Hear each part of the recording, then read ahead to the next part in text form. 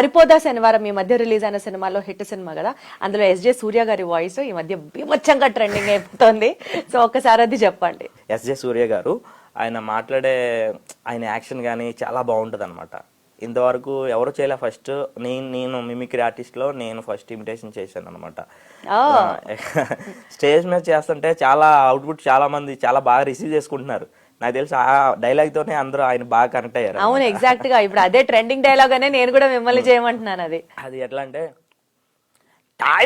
Toilets ఎక్కడున్నాయని నన్ను అడుగుతాడు ఎందుకు సోదా వీడు, టాయిలెట్స్ ఎక్కడున్నాయో చెప్పే వాళ్ళ కనిపిస్తున్నారని నీకు.